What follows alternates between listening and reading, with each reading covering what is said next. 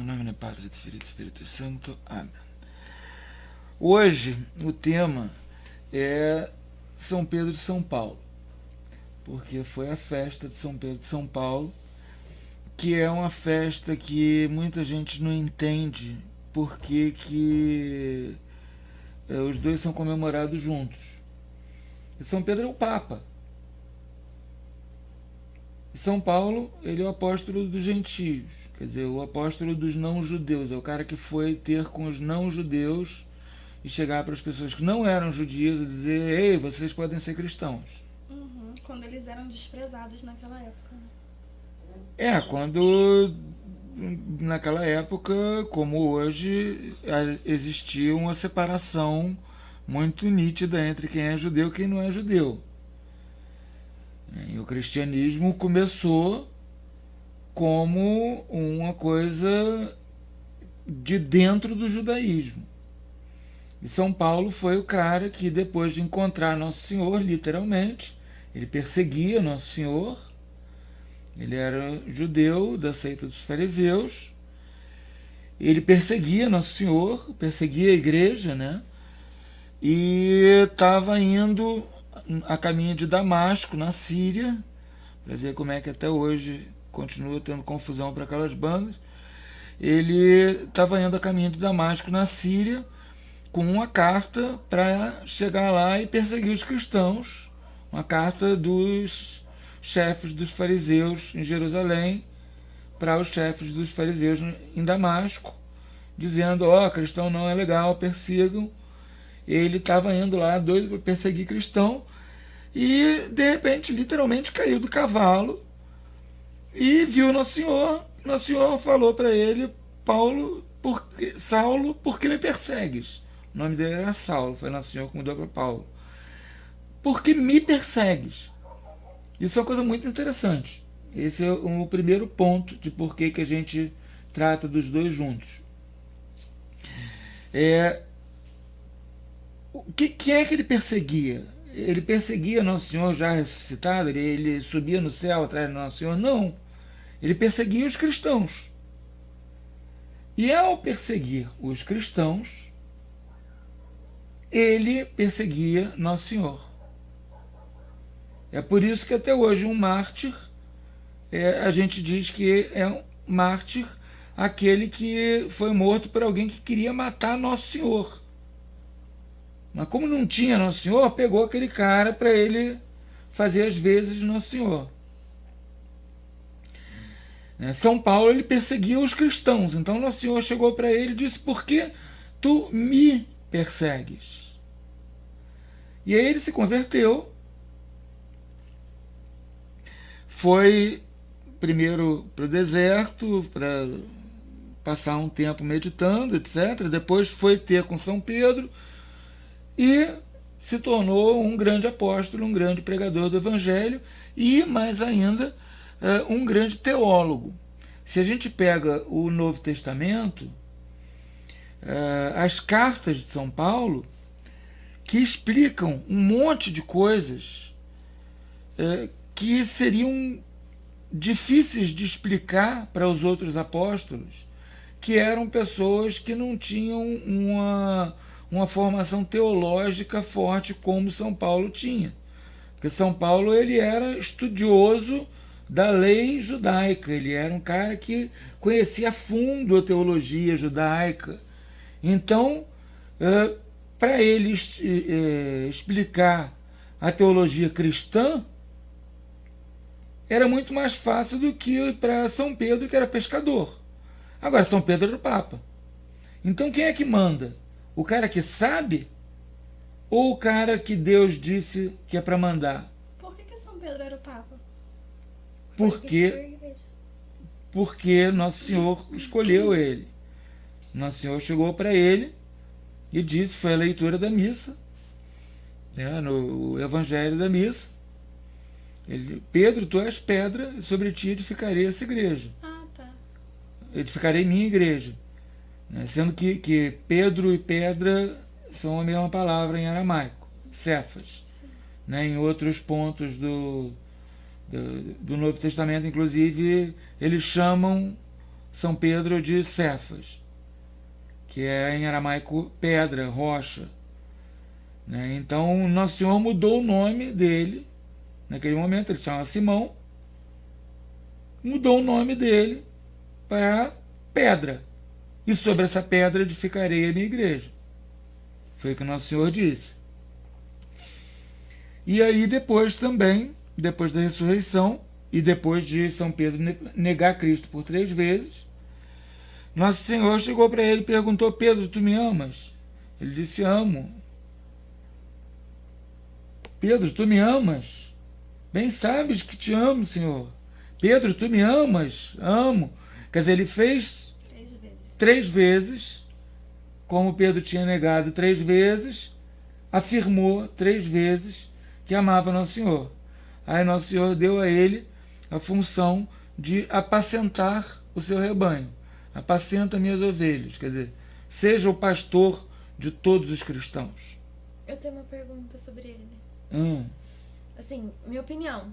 Fala se está certo ou errado. Ele, dos apóstolos, ele era, assim, pior, né? Digamos assim. Mas você acha que Cristo escolheu ele justamente por isso? Para mostrar que o ser humano ele precisa ser lapidado? Mostrar para que a gente precisa buscar sempre ser o melhor? Eu não acho que ele era o pior. Eu acho que ele era o mais autêntico, talvez. Mas ele era uma pessoa que... Ele era um covarde, mas no final da vida dele Pois ele é. foi corajoso. Ele... Mais ou menos. No final da vida dele, ele estava fugindo de ser me crucificado. coloca de ponta cabeça que eu não sou digno de morrer como meu mestre. Mas ele estava fugindo. Nossa Senhora apareceu para ele e disse: volta lá e encara a cruz. Aí ele voltou, encarou. É isso que eu tô falando. Justamente. Tipo, Com a graça de direito da Deus. gente. Não, você tem toda a razão do mundo. Você está certíssimo. Ah, legal. É exatamente isso. Eu estou só corrigindo o detalhe histórico.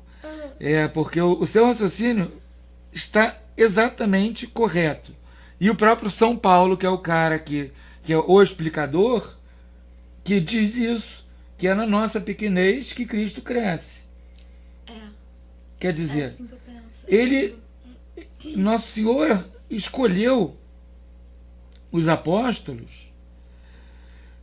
Ele poderia ter escolhido o imperador romano, ele poderia ter escolhido um monte de gente super inteligente, poderosa.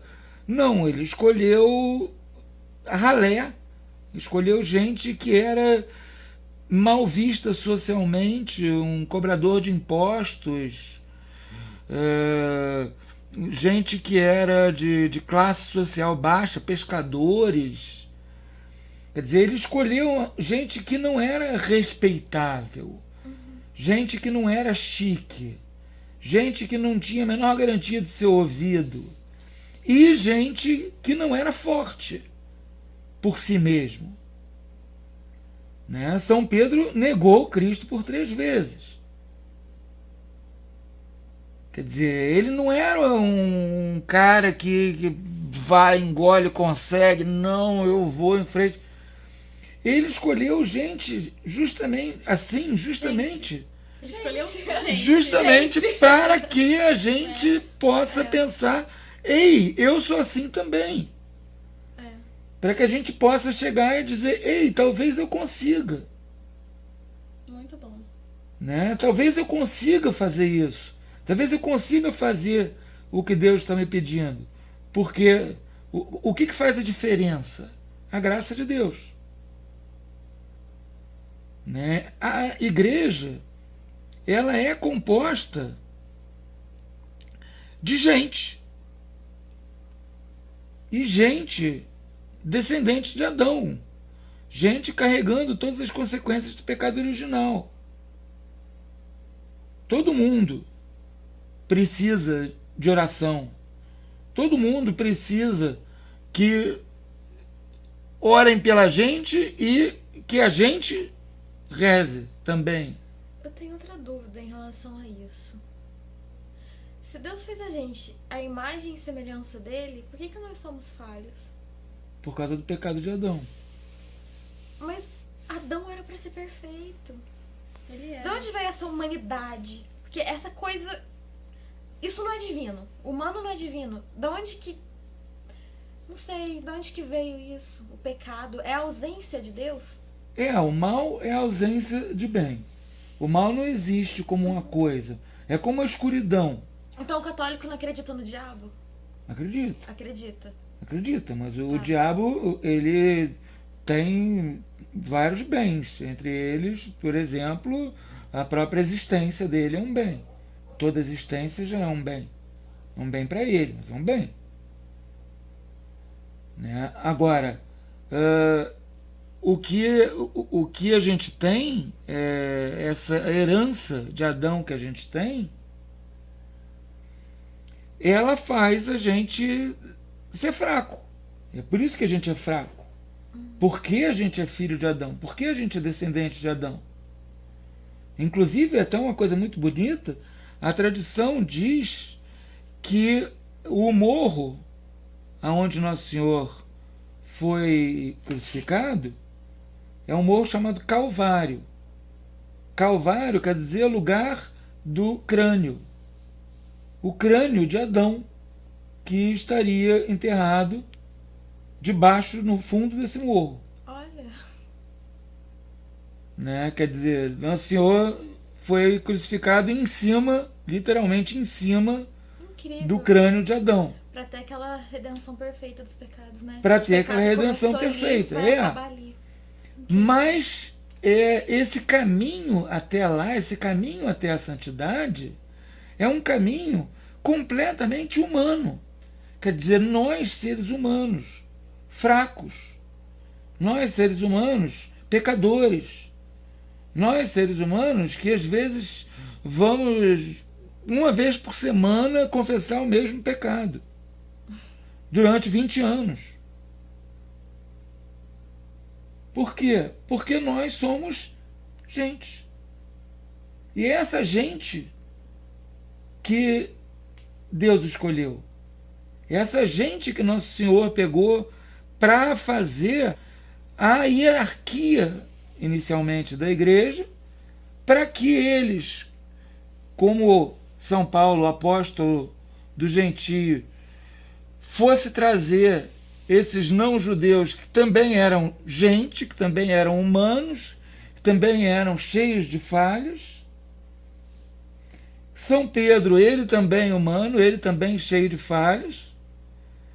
Né? Quando São Paulo chegou com aquela galera lá, um bando de não-judeu, ele teve um pequeno entrevero com São Pedro, né, que foi dar no primeiro concílio da igreja, o concílio de Jerusalém, que é narrado em Atos dos Apóstolos, porque São Paulo dizia que os não-judeus que se convertiam não precisavam cumprir as 613 leis de Moisés.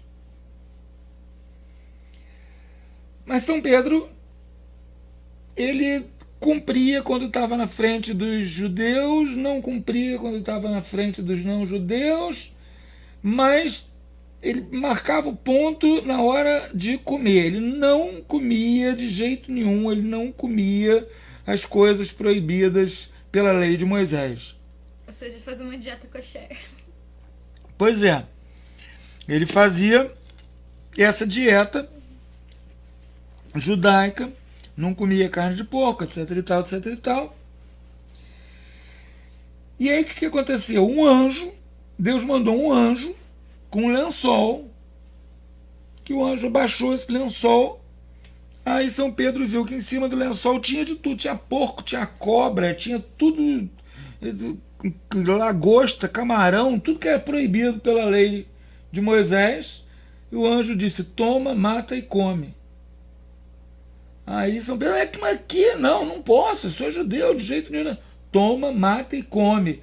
Mas por que toma, mata e come? Aí caiu a ficha. E aí São Pedro definiu no Concílio de Jerusalém, primeiro concílio, que os não-judeus não precisavam, né, naquele momento que estava essa questão, e continuam sem precisar, claro, seguir os 613 mandamentos da lei de Moisés. Sabe que isso me dá um nó na cabeça? Porque antes de começar a catequese, você lembra que eu estudava sobre o judaísmo. E eles falam assim, que as leis não foram feitas para limitar o homem, mas sim para facilitar a vida dele. Na prática, a gente vê que é o contrário. Se eu for seguir todas elas, é impossível hoje em dia na prática. É impossível. Mas assim, a minha dúvida foi até você que me falou isso, que esses mandamentos todos eram necessários antes para dividir o povo, para separar, né, o povo escolhido. Aí veio Cristo e falou, pronto, agora todo mundo é de Deus, agora não precisa disso. Agora todo mundo vai pro céu, assim, digamos assim. Isso eu dei para vocês, você até marcou no seu telefone, você baixou no seu telefone e disse que ia mandar para ela, mandou, sei lá, um artigo meu chamado A Lei de Moisés e a Compreensão do Aparentemente Incompreensível.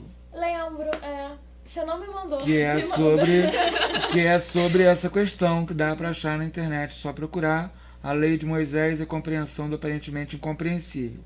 Mas o interessante dessa história é que, de uma certa maneira, é justamente isso. O Nosso Senhor é o Messias. O que quer dizer Messias? Ungido. Bisuntado. Tá? Ungido é exatamente a mesma coisa que a gente faz com uma panela, com uma forma para levar no forno para fazer pão de queijo. Tá? Untado e ungido são a mesma coisa. Quer dizer que alguém foi lá e esfregou de óleo. Um pastelzinho. Pois é, ou seja, na prática, fora de contexto. Ai, essa que é que ela não almoçou hoje. Ela não almoçou hoje. Fora...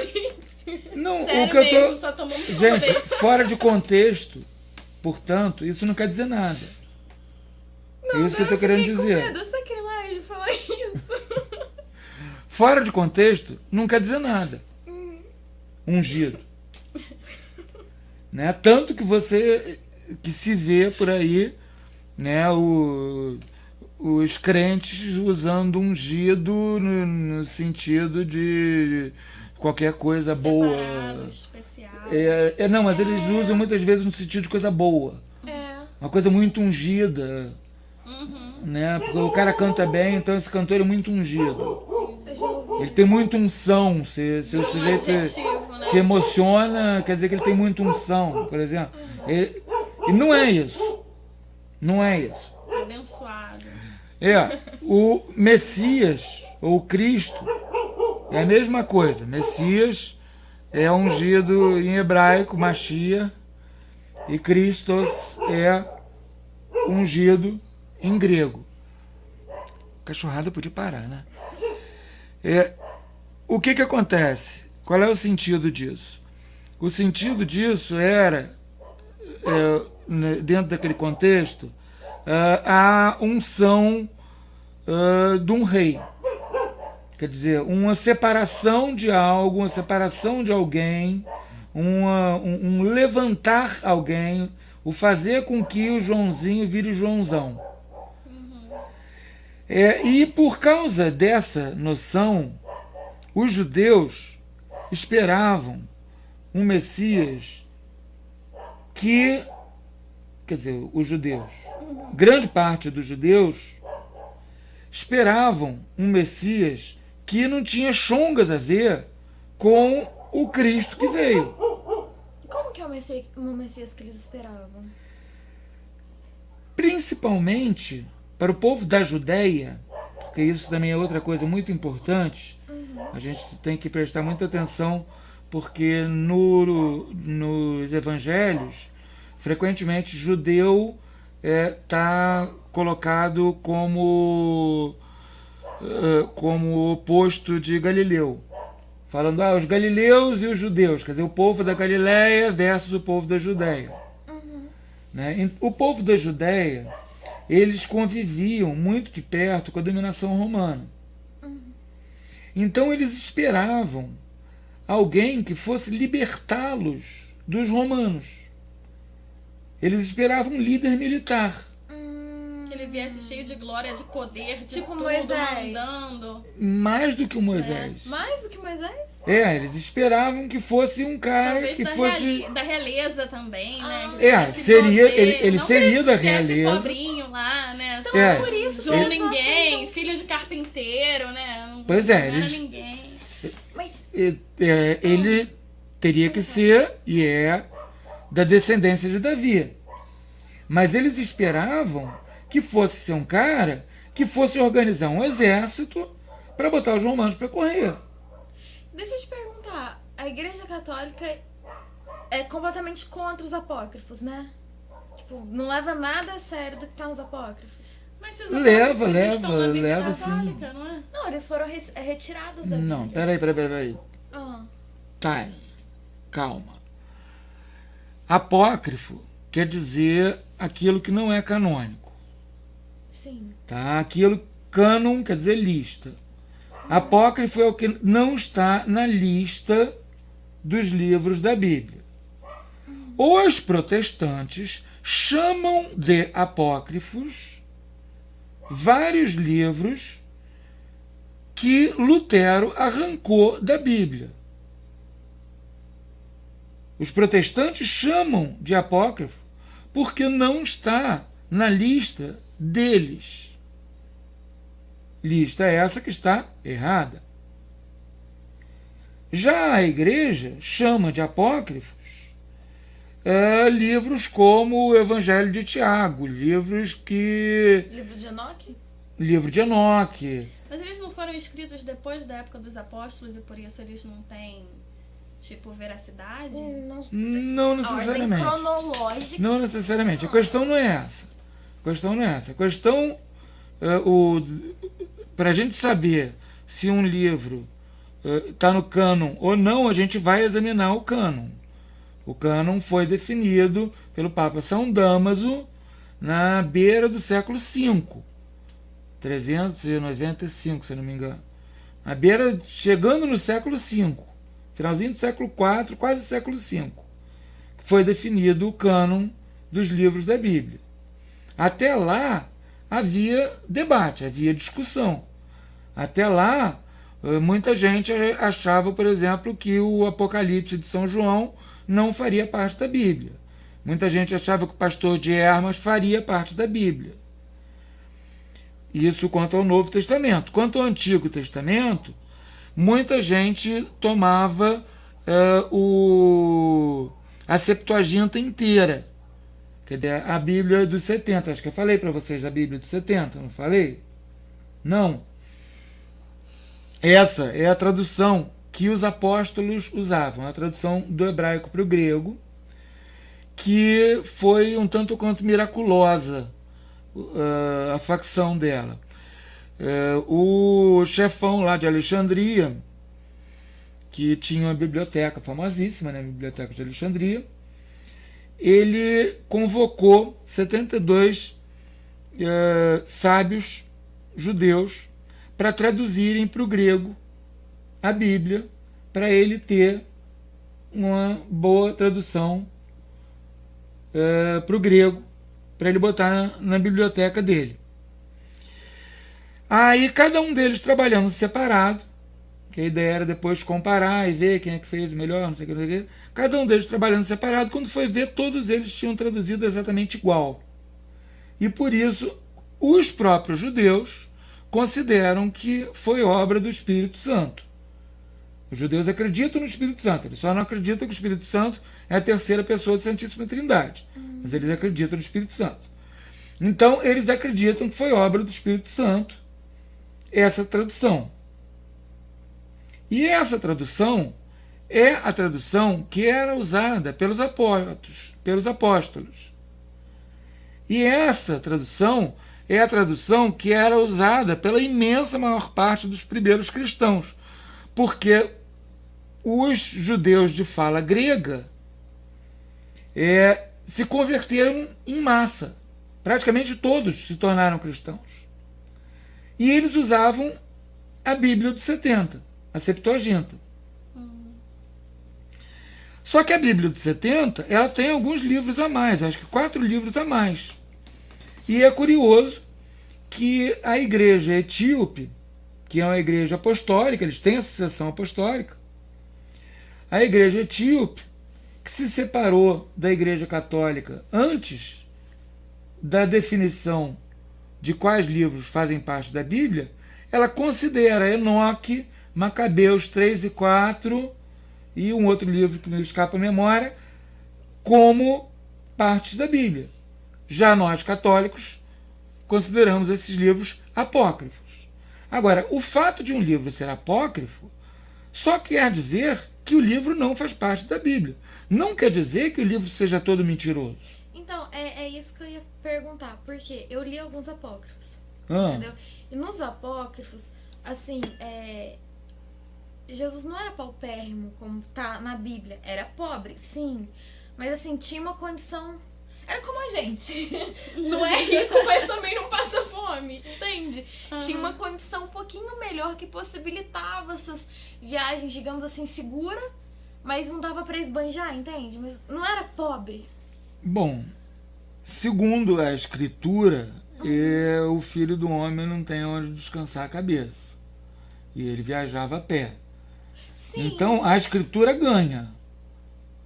Agora... Você tem detalhes, por exemplo, o nome dos pais de Nossa Senhora, São Joaquim e Santana, você só encontra em livros apócrifos. Uhum. Então, quando um apócrifo contraria a Bíblia, eu vou pela Bíblia. Isso, certamente. Mas quando não contraria, dá pra acreditar. Quando não contraria, aquilo talvez seja verdade. Talvez não exista uma confirmação tipo arqueológica com relação a esses livros, né? Ou científica.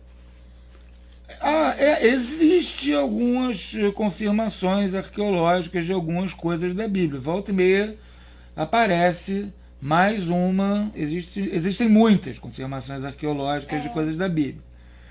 Agora, os apócrifos, a gente tem que tomar cuidado com eles só porque muitos deles foram escritos por gnósticos. Para fazer passar a heresia gnóstica. Então, eles batem de frente. Se a gente pegar o Evangelho segundo São João... Briga, né?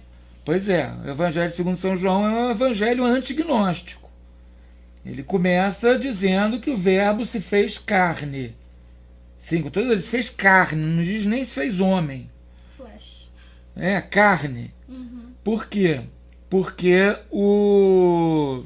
os gnósticos diziam que Nosso Senhor tinha apenas tomado uma aparência de homem. Ele não tinha sofrido de verdade na cruz. Os gnósticos, eles tinham uma visão de mundo extremamente parecida com uma gnose do século retrasado, final do século retrasado, mas que infelizmente continua andando bastante por aí, que é o espiritismo. Essa coisa de que a carne é ruim e o espírito é bom, esse tipo de coisa, é gnóstico. Eles devem colocar alguns contos da Bíblia como sendo fábulas, né? Como? Eles devem colocar essas partes da Bíblia, como Jesus sofrendo na cruz, Jesus vindo como carne, Adão e Eva, como sendo fábula. Para um gnóstico ele vai colocar isso como fábula. Você vê um espírita falando. Uhum, né? Sim. Eu já vi isso. Eu já vi outra coisa, que Jesus não morreu, foi pra Índia. Pois tem um livro assim. Esse tipo de coisa... Pensando que eu concordo, não. Que eu tô falando que apenas existe. Justamente existem. E elas são o quê? São tentativas de fugir dessa verdade de fé difícil para burro, mas lindíssima, que é que o Verbo se fez carne. Nós somos... No caso, verbo eu... O Verbo é Deus. Quando você explicou isso na última aula, foi bem legal. Foi pois bem bonito, eu até me emocionei. Deus se fez homem. Deus fez homem de verdade. E aí, ele pegou homens de verdade, né, que é como a gente começou essa história, São Pedro e São Paulo, ele pegou homens de verdade, com defeitos e com qualidades, etc e tal, etc e tal, e a igreja continua assim até hoje, tendo muitas vezes sábios, teólogos, que não apitam rigorosamente nada, e bispos que são os caras fracos, que não, você olha e diz, esse cara não poderia estar aí, mas que fazem um trabalho maravilhoso, como São Pedro fez. Por quê? Pela graça de Deus. Então, a minha outra dúvida eu tenho dificuldade de entender que Cristo é Deus. Tomara que um dia entre na minha cabeça. Tomara que um dia entre. Mas e aquela parte, quando ele fala no Jardim de Getsemane, eu acho, que ele fala, tira esse cálice, Pai, me livra disso, não lembro exatamente as palavras. Pai, se for possível, faz de mim esse cálice. Se ele é Deus, por que ele estava pedindo livramento pra ele mesmo? Tipo assim, se não tem uma outra pessoa, sabe? Tem uma outra pessoa. Se eu decido... São 3 pessoas. Deus, então, tipo... Um só Deus, 3 pessoas. Tem uma outra pessoa. Então tem uma hierarquia. Não exatamente. Não é exatamente uma hierarquia. Então, no caso, Deus morreu ali e ao mesmo tempo ele se viu morrer. Ele sentiu as dores e ao mesmo tempo ele sentiu a segunda dor pessoa de da Santíssima Trindade passou por todo aquele processo. Ele não foi destruído, porque ele não pode ser destruído, ele não é Deus. Então você não pode dizer que ele morreu no sentido de ser destruído. Mas ele passou, ele viveu aquilo. Não, só me corrige, eu tô imaginando uma coisa assim, como uma mesma consciência em 2 corpos, digamos assim. Não. Acho que não. Em 2 Pelo papéis. que eu entendi, que ele não foi criado, mas gerado, essa parte que ele fala de gerado é como se fosse um filho mesmo. Quando a gente tem um filho, ele fica parte da gente. Deus Filho. Mas não sou eu. É Deus Filho. Mas tem aquela ligação. Pois Deus Filho não é Deus Pai. Ele pode sentir uma dor material, mas eu vou sentir a dor que ele está sentindo porque eu sou mãe. Deus Filho Talvez não é Deus Pai, não é Deus Espírito Santo. Entendeu? Deus Filho não é Deus Pai, não é Deus Espírito Santo. Mas é um único Deus. 3 pessoas, uma única substância, um único Deus. Será que até o final da catequese você entra na minha mente? Entra. Tomara. Reza. Reza pedindo a Deus para Ele te dar a graça da fé. Porque isso é a fé. Mas eu tenho fé. Em quê? Essa é a minha questão. Justamente. Eu acredito num Deus, mas eu ainda estou buscando nesses meus estudos qual é o Deus que eu acredito. Pois é. E Deus se fez homem. E o que quer dizer isso? Isso quer dizer que o último dos mendigos tem a dignidade de ter a mesma natureza que Deus. Isso quer dizer que o louco no hospício tem a dignidade de ter a mesma natureza de Deus. Mesmas características. Pois é. Quer dizer, Deus fez homem e com isso ele elevou toda a humanidade, mas ele elevou a humanidade respeitando-a. Isso que é o mais interessante. Respeitando a humanidade. Ele poderia ter chegado, feito plim, e não existem mais consequências do pecado original. Todo mundo é imortal. Tentado, né? Ele se permitiu ser tentado. Mas ele se permitiu ser tentado por quê? Para mostrar que todos nós somos tentados. Ele caiu 3 vezes fisicamente carregando a cruz, para que nós entendamos que nós caímos no pecado reiteradamente, várias vezes. Ou seja, eu peco, depois eu peco de novo. Optou por não usar.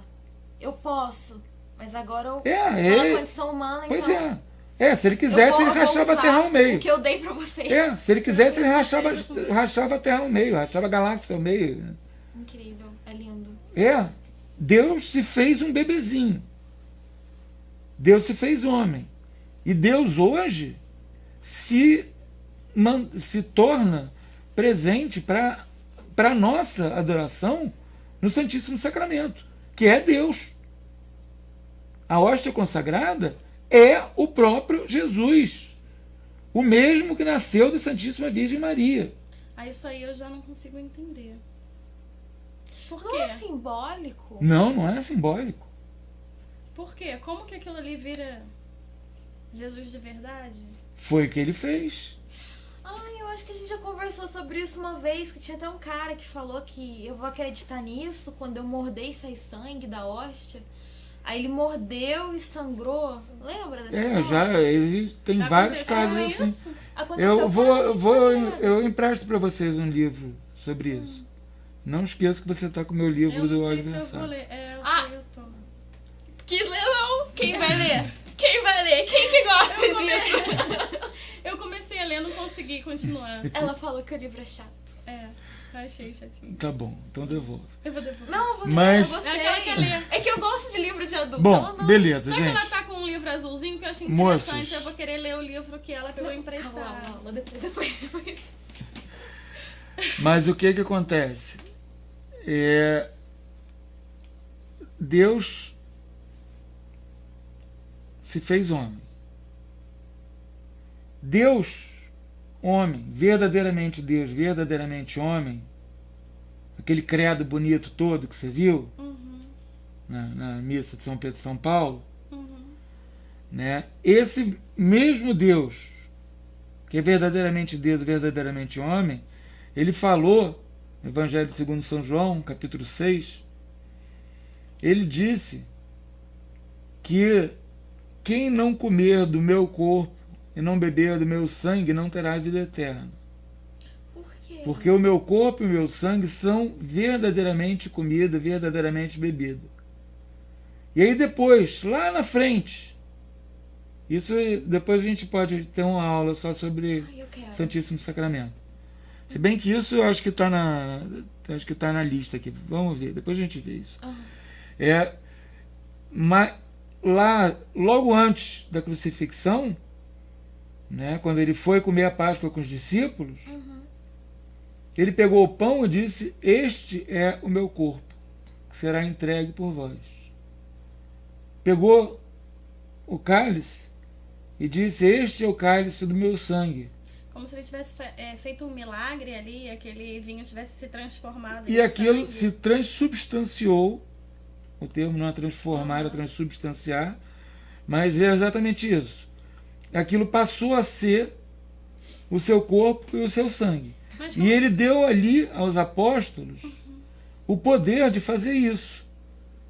E esse poder eles transmitiram para os seus sucessores, bispos, e transmitiram para os seus sucessores, bispos, de bispo a bispo, até chegar no bispo que ordenou o padre da igreja, da paróquia aqui. Se eu fizer isso, eu posso falar as palavras o quanto eu quiser, que não vai adiantar nada. Não sou padre, não sou ordenado. Agora, um padre ordenado, nada consegue impedir ele de fazer esse milagre, porque é um milagre. Transformar pão de trigo e vinho de uva deixa eu fazer uma pergunta no idiota. corpo e sangue do nosso Senhor Jesus Cristo. Eu sei que a pergunta é idiota, mas eu tô curiosa. Ai, meu Deus. Tá, vai, eu já avisei que a pergunta é idiota. Se é sangue e se é carne, por que não muda? Assim, na hora que a gente... É simbólico. Não, não é simbólico. É pra gente se lembrar do sacrifício? É o sacrifício. A missa é o sacrifício de Cristo tornado novamente presente. Ele está acontecendo ali. É como se a gente pudesse abrir um pedacinho dele. Como se você pudesse abrir um buraco no tempo e no espaço e estar no ano 33 em Jerusalém. Mas aí isso já entra a fé, né?